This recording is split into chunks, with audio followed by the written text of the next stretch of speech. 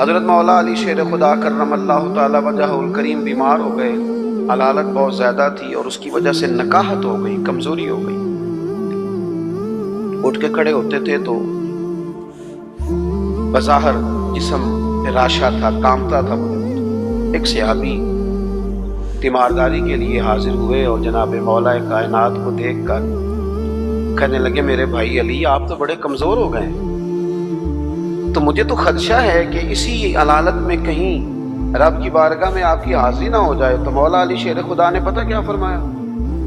فرمانے لگے تو فکر نہ کر، مجھے کچھ بھی نہیں ہوگا، تو بے فکر ہو کے جا، کمزوری پوری ہے۔ لیکن نا ایک بندے کو ڈاکٹر نے کہا ہے، رپورٹیں دے کے کہ آپ کی رپورٹیں بتاتی ہیں کہ دن ذرا کم ہی ہیں، لگتا ہے۔ رپورٹس کہتی کچھ ایسے ہوتے ہیں جن کو دن بتائے تھے تو وہ گھنٹے بھی نہیں نکالتے، وہ گئے۔ اور کچھ کہتے ہیں ڈاکٹر تو ٹھیک ہی کہتا ہوگا پر اپنے علم کے مطابق ہی کہتا ہے، ہوگا تو وہ جو میرا رب چاہے گا۔ یہ لوگ مضبوط ہوتے ہیں، ان کے اندر کچھ ایسی چیزیں ہوتی ہیں جس سے مضبوطی پیدا ہوتی ہے۔ حضرت مولا علی شیر خدا کرم اللہ تعالی وجہ الکریم فرمانے لگے تو بے فکر ہو کے جا، مجھے کچھ بھی نہیں ہوگا۔ اس نے کہا جی آپ بڑے شدید کمزور ہیں، نکاہت ہے، حالت آپ کی بتا رہی ہے۔ حضرت علی فرمانے لگے مجھے کچھ بھی نہیں ہوگا۔ کہنے لگا جی کوئی اس کی وجہ؟ فرمانے لگے وجہ ہے نا، اللہ کے محبوب علیہ الصلوۃ والسلام نے فرمایا کہ علی تو اس وقت دنیا سے جائے گا جب تیری داڑھی خون سے رنگین ہوگی، تیرے اوپر خنجر سے، نیزے سے، تلوار سے وار کیا جائے گا۔ میں بیماری سے نہیں جاؤں گا، میں تو میدان کے اندر مجھ پر حملہ کیا جائے گا۔ یہ اللہ تعالیٰ نے قرآن حکیم میں فرمایا ہے کہ الا ان اولیاء اللہ لا خوف علیہم ولا هم يحزنون، فرمایا خبردار ہو جاؤ، بے شک جو اللہ کے دوست ہیں انہیں نہ کوئی خوف ہے اور نہ وہ کبھی غمگین ہوں گے۔ ولی کی زیادہ تعریف کرنے کی بجائے اگرچہ بہت ساری تعریفات کی جا سکتی ہیں، اگر صرف اتنی بات پر ہی غور کیا جائے کہ اولیاء اللہ، اولیاء وہ اللہ کے دوست، اولیاء اللہ، اللہ کے نہ دولت کے دوست، نہ شہرت کے دوست، نہ اقتدار کے دوست، نہ ان چیزوں کے دھنی۔ ولی وہ ہوتا ہے جو رب کا دوست ہو، ہر صورت میں رب کی دوستی کو نبھائے، اللہ کی رضا چاہتا ہو، اللہ تبارک و تعالیٰ کی رضا پہ چلتا ہو، اللہ کی مخلوق سے اللہ کی رضا کے لیے محبت کرتا ہو، اللہ تبارک و تعالیٰ کے دین کو پھیلانے کا شوق اور جذبہ رکھتا ہو، قرآن مجید کو رب کریم کی محبت میں ابلاغ کرنے کا، ترویج کرنے کا، پڑھنے پڑھانے کا شوق رکھتا ہو، دوست ہوتا ہے وہ اللہ کا۔ جس طرح ہماری کسی سے مخلصانہ دوستی ہو تو ہر حال میں ہم اسے راضی رکھنا چاہتے ہیں نا، بلا مثال و بلا تشبیہ جو رب کا دوست ہوتا ہے ہر حال میں رب رسول کو راضی رکھنا چاہتا ہے، اس کی جو ترجیح ہوتی ہے وہ اللہ رسول ہوتے ہیں، مقصود اللہ رسول ہوتے ہیں، کسی اور چیز سے غرض نہیں، کوئی اور لاہ عمل نہیں، کوئی دستور نہیں، کہیں نہیں جانا۔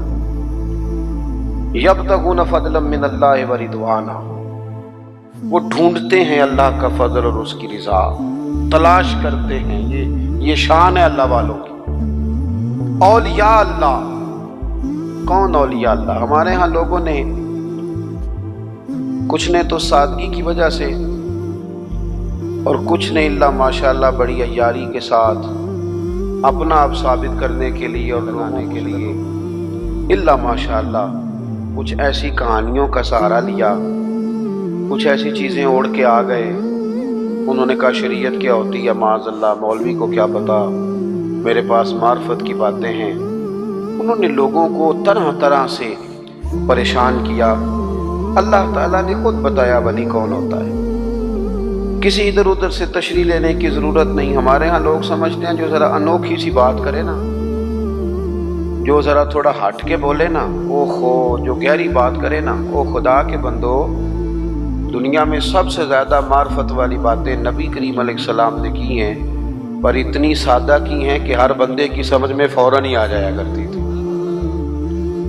اور روٹین کے معاملات محبوب نے سکھائے ہیں، حقوق العباد ادا کرو، زندگی کو اچھے طریقے سے گزارو، زندگی کو زندگی بناؤ، یہی دین ہے۔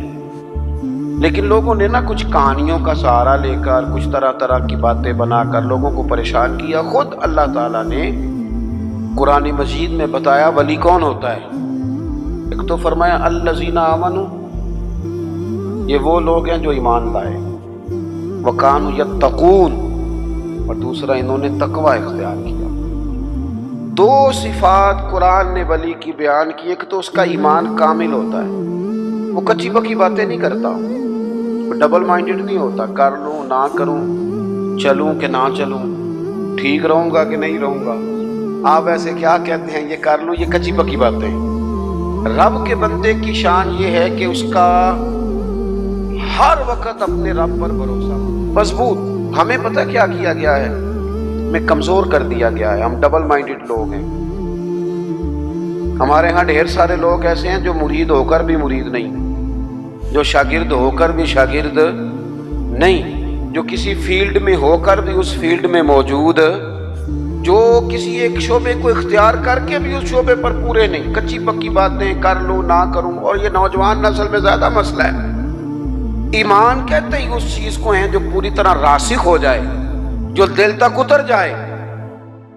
اور ایمان کے ثمرات ہیں، جب آپ کا ایمان کامل ہوتا ہے تو پھر توکل بھی مضبوط ہوتا ہے، پھر ایمان کامل ہے تو پھر صبر بھی نصیب ہوتا ہے، ایمان کامل ہے تو شکر بھی نصیب ہوتا ہے، ایمان کامل ہے تو پھر قناعت کی دولت بھی ملتی ہے، پھر تھوڑے پر گزارا کرنے کی اللہ ہمت بھی عطا کرتا ہے، پھر خودداری بھی نصیب ہوتی ہے، پھر عزت نفس بھی نصیب ہوتی ہے، پھر وہ بندوں کو نہیں دکھاتا، وہ جو کرتا ہے رب کی رضا کے لیے کرتا ہے۔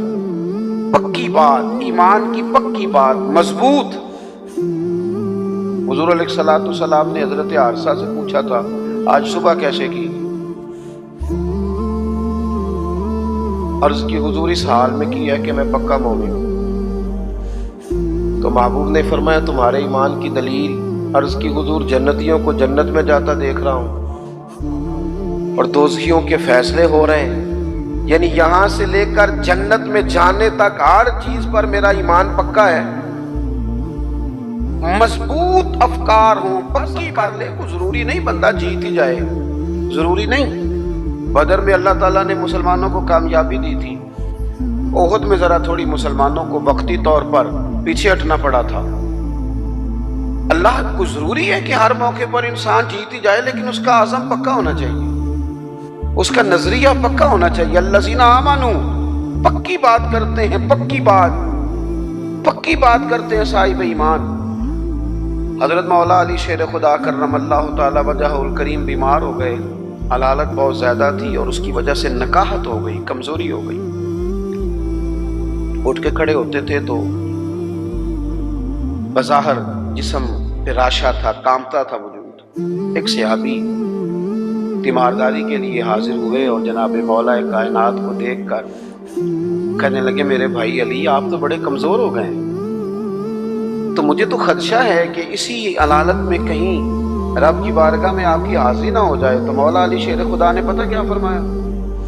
فرمانے لگے تو فکر نہ کر، مجھے کچھ بھی نہیں ہوگا، تو بے فکر ہو کے جا۔ کمزوری پوری ہے، لیکن ایک بندے کو ڈاکٹر نے کہا ہے رپورٹیں دیکھ کے کہ آپ کی رپورٹیں بتاتی ہیں کہ دن ذرا کم ہی ہے، لگتا ہے، رپورٹس کہتی ہیں۔ تو کچھ ایسے ہوتے ہیں جن کو دن بتایا تھے تو وہ گھنٹے بھی نہیں نکالتے، وہ گئے۔ اور کچھ کہتے ہیں ڈاکٹر تو ٹھیک ہی کہتا ہوگا پر اپنے علم کے مطابق ہی کہتا ہے، ہوگا تو وہ جو میرا رب چاہے گا۔ یہ لوگ مضبوط ہوتے ہیں، ان کے اندر کچھ ایسی چیزیں ہوتی ہیں جس سے مضبوطی پیدا ہوتی ہے۔ حضرت مولا علی شیر خدا کرم اللہ تعالی وجہ الکریم فرمانے لگے تو بے فکر ہو کے جا، مجھے کچھ بھی نہیں ہوگا۔ اس نے کہا جی آپ بڑے شدید کمزور ہیں، نکاہت ہے، حالت آپ کی بتا رہی ہے۔ تو حضرت علی فرمانے لگے مجھے کچھ بھی نہیں ہوگا۔ کہنے لگا جی کوئی اس کی وجہ؟ فرمانے لگے وجہ ہے نا، اللہ کے محبوب علیہ السلام نے تو اس وقت دنیا سے جائے گا جب تیری داڑھی خون سے رنگین ہوگی، تیرے اوپر خنجر سے، نیزے سے، تلوار سے وار کیا جائے گا۔ میں بیماری سے نہیں جاؤں گا، میں تو میدان کے اندر مجھ پر حملہ کیا جائے گا، یہ بیماریاں جتنی مرضی بھی آ جائے میرا بگاڑ کچھ نہیں سکتی، کیونکہ ساڈے نبی دی زبان ساڈے واسطے قرآن، حضور نے فرما دیا ہے، لہذا میرا کچھ بھی بیماری بگاڑ سکتی۔ ہم نہ کمزور ہیں، اور یہاں سے کمزور ہیں، یہاں سے مالی طور پر جو لوگ کمزور ہوتے تھے وہ بھی گزارا کر جاتے تھے، جو لوگ جسمانی طور پر کمزور ہوتے تھے وہ بھی کچھ سوسائٹی میں وقت گزار لیتے۔ ہم ذرا ذہنی طور پر کمزور ہیں، کچی باتیں کرتے ہیں۔ جوانوں سے پوچھے نا کیا کرنا ہے، عمر کتنی ہے، کہتا میری عمر ہے 26 سال، کرنا کیا ہے، کہتا سوچ رہا ہوں۔ او بھائی محمد بن قاسم تو 17 سال کی عمر میں سندھ فتح کر گئے۔ چھوٹی چھوٹی عمروں میں معوذ اور معاذ رضی اللہ تعالیٰ عنہما نے ابو جہل کو قتل کر دیا۔ وہ لوگ تو انقلاب برپا کر گئے، اور آپ اتنی عمر ابھی سوچ رہے ہیں کام کس دن کرنا ہے، پروگرام کس دن طے کرنے، آگے کس دن بڑھنا ہے۔ پوری 40 سال عمر نہیں ہوئی حضرت سیدنا معاذ ابن جبل کی، حضور کو راضی بھی کر گئے، ایک علاقے کی گورنری بھی دیکھ گئے، رب کی بارگاہ میں پیش ہو گئے۔ حضرت عمر بن عبدالعزیز کا ذکر میرے دوستوں ممبروں پر ہوتا ہے، وہ صوفیوں کے لیے بھی راہ عمل ہیں، علماء کے لیے بھی ہیں، بادشاہوں کے لیے بھی ہیں۔ عمر کتنی پائی؟ 39 سال، پوری 40 نہیں، 39 سال۔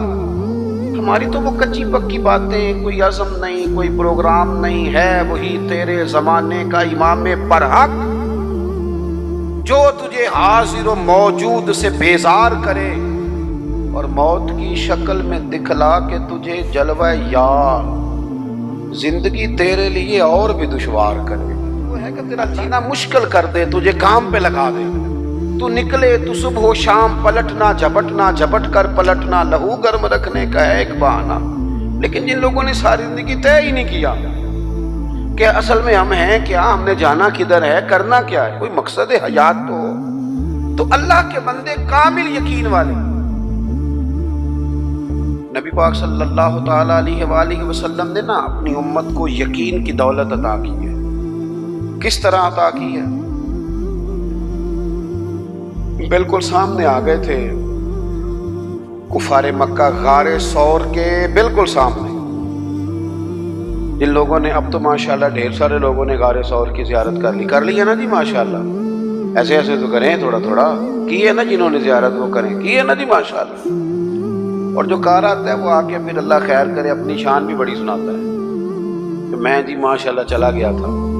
وہ بھائی آپ گئے تھے، رستہ بنا ہوا ہے، رستے میں 2-3 جگہ بیٹھنے کا بندوبست ہے، چائے پانی ملتا ہے، پوچھو صدیق کی بیٹی سے، حضرت اسماء سے، جو رات کے اندھیرے میں جاتی تھی کھانا دینے، اور بیٹی ہو کے رات کو جاتی تھی۔ کون اندازہ کرے گا جناب ابو بکر صدیق کی وفاؤں کا؟ کہاں سے کائنات مثال ڈھونڈ کے لائے گی؟ پباں پار قدم نہیں جے لاؤندا تے سور پہاڑ تے چڑھیا جاندا تے او پہ جاندا جے یار نبی دا، او پہ جاندا جے یار نبی دا تے اے اصلی دلدار نبی دا۔ میرے عزیز، غار ثور کے بالکل باہر نا ایسے دروازے پر ایک چھوٹا سا سوراخ ہے، دائیں طرف دیکھے وہاں سے نا پیر نظر آ رہے ہیں، کافر آ گئے۔ حضرت صدیق نے کہا حضور وہ تو آ گئے۔ یہاں پتہ چلتا ہے بندے کا، حضور یہ کھڑے، پہنچ گئے، آ گئے۔ نہیں، بالکل بندے پر سوار ہو جائے کہ ٹینشن پوری طرح غالب ہو جائے، لیکن بندہ مومن کہے میں مومن ہوں، میرا رب پر بھروسہ مضبوط ہے، یا رسول اللہ وہ تو آ گئے۔ حضور نے کیا فرمایا؟ قرآن مجید سورہ توبہ، کہا لا تحزن، ابو بکر غم نہ کر۔ غم، اللہ کرے جوانوں آپ کو سمجھ آئے میں کیا کہہ رہا ہوں، نہ تو اندر کوئی بارود پڑا ہے، نہ اندر کوئی اسلحہ ساتھ ہے، بندے دو، اور باہر وہ کتنے سارے، اور دروازے پر آ گئے، این بالکل دروازے پر۔ حضور کیا فرماتے ہیں؟ لا تحزن، غم نہ کر۔ کیوں نہ غم کر؟ کیا کس بنیاد پر نہ کر؟ تو وہ بنیاد سنیں اور اس کو سمجھیں۔ ہم مسلمان ہیں، ہماری تھوڑی سی انفرادی سوچ ہونی چاہیے دوسروں سے، ہم لاوارث نہیں ہیں، ہم رب رسول والے ہیں۔ ہماری باتیں کچی پکی نہیں ہونی چاہیے، انہیں پختگی ہونی چاہیے۔ ان کے اندر کمال. حضرت باجدید بستامی رحمۃ اللہ علیہ ایک مسجد میں اعتکاف میں بیٹھے تھے. وہ دور جا کے آپ اعتکاف بیٹھتے تھے, کہتے تھے یہاں نا بستان میں لوگ ہاتھ بڑے چومتے ہیں. لوگ دیکھ رہے ہوتے ہیں کہ فلانے کی بڑی شان ہے, لیکن اگر بندہ صوفی ہو نا, درویش ہو, تو وہ ڈر رہا ہوتا ہے کہ تو یار اتنے لوگ میرے پیچھے پھرتے ہیں, رب کی بارگاہ میں جواب بھی دینا ہے. تو حضرت باجدید نے ارادہ کیا کہ دور جا کے کہیں اعتکاف بیٹھنا ہے. اٹھ بلیا چلو تے وسیع جتھے وس دے نہیں ساری انے, نہ کوئی ساڈی ذات پچھانے تے نہ کوئی سانو منے. دور جا کے تو لوگ جانتے نہیں تھے. تو حضرت اپنا خشک راشن وغیرہ ضروریات کی چیزیں لے گئے تھے, اعتکاف بیٹھے تھے. جو بندہ بھی آتا کہتا بابا روٹی کہاں سے کھاؤ گے؟ فرمانے لگے بھی اللہ اسباب بنائے گا, انشاءاللہ بہتری ہو جائے, کچھ میرے پاس کیسے؟ میں کہا میں کہہ رہا ہوں اللہ دے گا. اللہ تعالیٰ کو کسی واسطے کا محتاج تو نہیں, معاذ اللہ, وہ دے گا. اگرچہ دنیا اسباب سے چلتی ہے پر کچھ چیزیں میرے پاس ہیں. لیکن وہ جو بھی آتا نا, روٹی کہاں سے کھاؤ گے؟ حضرت باجدید رحمۃ اللہ علیہ ایک دن فرمانے لگے, جب تنگ آ گئے نا, ہر نمازی پوچھتا, تو آپ فرمانے لگے یہ 7 یہودیوں کا گھر ہے, میں نے پیسے دے دیے, 2 روٹیاں صبح 2 شام مجھے دے دیا کریں گے. اور ذرا اونچی آواز میں کہا تاکہ سارے سن لیں.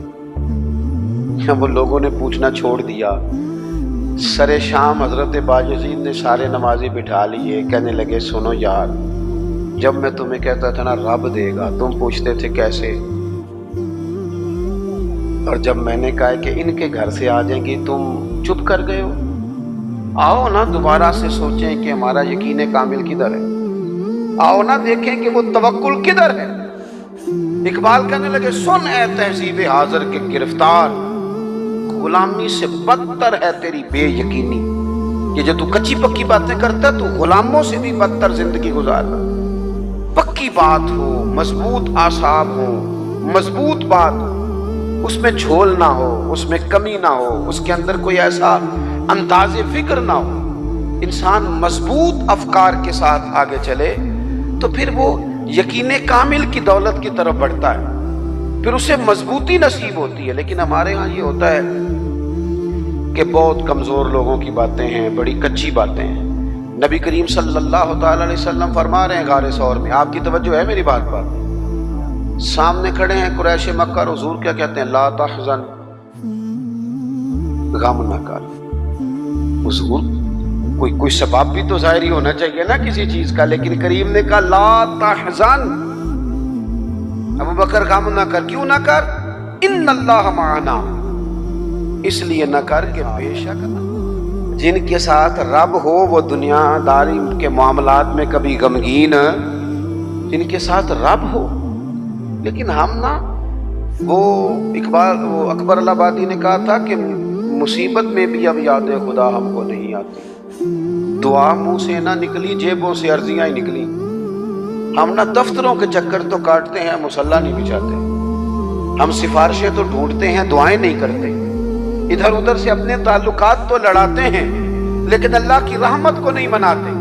ایک تو ولی کی شان یہ ہے کہ کامل ایمان, اور دوسری بات وَكَانُوا يَتَّقُونَ, ولی متقی ہوتا ہے, تقوی والا, پرہیزگار. نمازی کو پرہیزگار نہیں کہتے. نماز پڑھنے والا نمازی ہے, حج کرنے والا حج کرنے والا حاجی ہے, قرآن شریف پڑھنے والا قاری ہے, یاد کر لینے والا حافظ ہے. گناہ سے بچنے والے کو پرہیزگار کہتے ہیں. متقی کہتے ہیں جو گناہ سے پرہیز کرے. اور میں آپ کو صحیح بتاتا ہوں, تجربہ کر لینا, دعائی کھانا آسان ہے, پرہیز کرنا. اسی طرح نماز پڑھنا بعض اوقات آسان ہے, لیکن پرہیز کرنا, نمازی بن کے دکھانا مشکل ہے. پرہیزگار, متقی کہتے ہیں پرہیزگار کو. میں ایک دفعہ اپنی اماں جی کو لے کے ڈاکٹر کے پاس گیا ہوا تھا, تو ایک اماں جی آئی ہوئی تھی بوڑھی, وہ ہم سے پہلے ان کا نمبر تھا, تو کھانس رہی تھی بڑا. تو ڈاکٹر کہنے لگا اماں جی جی تسی چول چھڑ دیندے ہو تو پھر میں دوائی بھی تھوڑی کٹا دینا, جی تسی چول نہیں چھڑنے تو پھر میں دوائی لکھ دینا. تو اماں جی چھوڑی دیر چپ رہیاں تے بعد کہنے لگے پتر تو دوائی لکھ ہی دے. یعنی پرہیز مشکل کام ہے، لوگ دوائی کھا لیں گے اور سالوں کھا لیں گے، لیکن پرہیزگاری، متقی پرہیزگار وہ بندہ ہوتا ہے جو بولنے میں بھی محتاط ہو، تو بے لگام نہ ہو، سوچ کے بولے، حلال کھائے، طیب بات کرے، وہ کسی کے ساتھ گفتگو کرنے میں ڈرے کہ اس کی دل آزاری نہ ہو جائے، وہ محتاط ہو، محتاط۔ ہمارے ہاں لوگوں کو باتیں کرنے کا بڑا شوق ہے، وہ اتنی باتیں کر جاتے ہیں پتہ ہی نہیں ہوتا کس کس کو تکلیف دے جاتے ہیں۔ اپنے آپ کو بتانے کا بڑا شوق ہے، وہ اس قدر زیادہ آگے بڑھتے ہیں کہ کئی دفعہ نا اس میں کمزوری آ جاتی ہے کہ وہ دائرہ کار کراس کر گئے۔ متقی شخص وہ ہوتا ہے جو ذرا محتاط ہو، احتیاط والا ہو، پرہیزگار ہو۔ حضرت سیدنا عمر فاروق رضی اللہ تعالیٰ عنہ نے نا حضرت ابی بن کعب رضی اللہ تعالیٰ عنہ سے ایک دفعہ پوچھا، اگرچہ حضرت عمر بھی بڑے عالم تھے لیکن جناب ابی بن کعب رضی اللہ تعالیٰ عنہ قرآن مجید بڑا سونا پڑھتے تھے، اس لیے ان کی ذمہ داری تھی کہ وہ تراویح کی امامت کریں گے۔ آپ نے پوچھا کہ اے ابی بن کعب، آپ بڑے حدیث کے جاننے والے ہیں اور قرآن مجید پر بڑی آپ مطالعہ کی نظر رکھتے ہیں، ایک بس مسئلہ تو بتائیں۔ یہ مسائل پوچھنے کا نا ہمیں بھی ذوق بنانا چاہیے، جب شوق ہو جاتا ہے، ذوق ہو جاتا ہے، پھر دل بھی لگ جاتا ہے۔ حضرت ابی بن کعب رضی اللہ تعالیٰ عنہ سے حضرت عمر نے سوال پوچھا، کہا جناب بتائیے، یہ بار بار کئی بار اللہ تعالیٰ نے قرآن مجید میں تقوی کی بات کی ہے، بار بار کہا ہے پرہیزگاری اختیار کرو تاکہ تم پرہیزگار بن جاؤ، اللہ پرہیزگاروں کے ساتھ ہے، اللہ پرہیزگاروں سے محبت کرتا ہے، تو یہ پرہیزگار کون ہے، یہ تقوی کیا ہے؟ تو بڑی سادی سی مثال دی حضرت ابی بن کعب نے۔ آپ کو سمجھ آ رہی ہے میری باتوں کی؟ تھک تو نہیں گئے آپ لوگ؟ ہر بات میں تو ایسے نہ کریں، سوچ کے کریں۔ حضرت ابی بن کعب رضی اللہ تعالیٰ عنہ سے پوچھا کہ بتائیے متقی کون؟ یہ آپ نے تعریف یاد رکھنی ہے تقوی کی، اگرچہ بہت ساری تعریفات موجود ہیں، لیکن حضرت ابی بن کعب کہنے لگے، اے عمر، اگر آپ تنگ رستے سے گزر رہے ہوں، دونوں طرف جھاڑیاں ہوں، کانٹے دار جھاڑیاں، رستہ تنگ ہو، اور آپ نے کھلا لباس پہنا ہو تو آپ کیسے گزریں گے؟ تو حضرت عمر کہتا کپڑے سمیٹ لوں گا اور تھوڑا سا نا ادھر ادھر دیکھ کے محتاط ہو کے گزروں گا کہ میرے کپڑے جھاڑیوں سے الجھ نہ جائیں۔ حضرت ابی بن کعب کہنے لگے، بس یہی سادی سی بات ہے، دنیا میں بھی دونوں جانب گناہوں کی جھاڑیاں ہیں، جو ذرا اپنے آپ کو سمیٹ کے گزر جائے اسے متقی اور پرہیزگار کہا جاتا ہے۔ ذرا سمٹ کے گزرے، غیر محتاط نہیں، بات کرے تو احتیاط سے، اور سب سے بڑا مسئلہ رزق کے معاملے میں محتاط ہو۔ جو لوگ رزق حرام کھاتے ہیں نا، روحانی زندگی ختم ہو جاتی ہے بالکل۔ رزق حرام سب سے بڑا نقصان یہ کرتا ہے کہ بندے کی عبادت کی لذت چلی جاتی ہے، سجدے میں ذوق نہیں آتا۔ متقی لوگ نا احتیاط سے زندگی گزارتے ہیں، وہ خیال کرتے ہیں، وہ سوچتے ہیں کہ یہ چیز آئی ہے تو کہاں سے آئی۔ ان کی زندگی کے اندر یہ احتیاط پائی جاتی ہے۔ حضرت عبداللہ ابن عمر رضی اللہ تعالیٰ عنہ بڑے عالم تھے، حج کے مسائل سب سے زیادہ حضرت عبداللہ ابن عمر کو آتے تھے۔ اذان سنیں تو متقی آدمی وہ ہے جو تھوڑا سا پرہیز کرے۔ ہمیں نا اپنے اوپر تھوڑی پابندیاں لگانی پڑی، ہمیں صرف اس چیز کی طرف بڑھنا ہوگا جو اللہ تعالیٰ نے ہمارے لیے جائز رکھی ہے، جو ہمارے لیے درست نہیں ہے، ہمارا حق نہیں ہے، اس سے پوری طرح بچیں گے تو متقی کہلائیں گے۔ اور ویسے بھی جب انسان تقوی کے راستے پہ رہتا ہے تو وہ تھوڑا سا باوقار رہتا ہے، وفادار رہتا ہے، اور جب وہ کوئی پرواہ نہیں کرتا، جدھر مرضی نکل جاتا ہے، تو پھر وہ آہستہ آہستہ اپنی نظروں میں اپنے آپ کو بے وقت سمجھتا ہے، وہ پھر مہنگے کپڑوں کے نیچے پیچھے چھپنا چاہتا ہے، بڑی گاڑیوں کے پیچھے چھپنا چاہتا ہے، اپنی مال و دولت کی بنیاد پر کئی دفعہ عزت تو کرا لیتا ہے، اپنے عہدے کی بنیاد پر سلوک تو کرا لیتا ہے، محسوس کرتا ہے کہ میرا ضمیر مجھے ملامت کرتا ہے۔ اللہ کے بندے وہ تھے جو ذرا احتیاط سے چلتے تھے، بس چونکہ اذان ہو گئی ہے، بات کو ختم کرنا ہے، امام احمد بن حنبل رحمۃ اللہ علیہ نے 14 جلدوں میں حدیث پاک کی کتاب ان کی ملتی ہے انہیں، مسند احمد آج کل 14 جلدوں میں چلتی ہے۔ اتنے بڑے عالم تھے امام احمد بن حنبل، اتنا بڑا ان کا نام ہے، احادیث مبارکہ کی اتنی بڑی خدمت ہے، اتنا اللہ نے انہیں نوازا ہے، اعزاز دیا ہے۔ کسی نے پوچھا کہ حضرت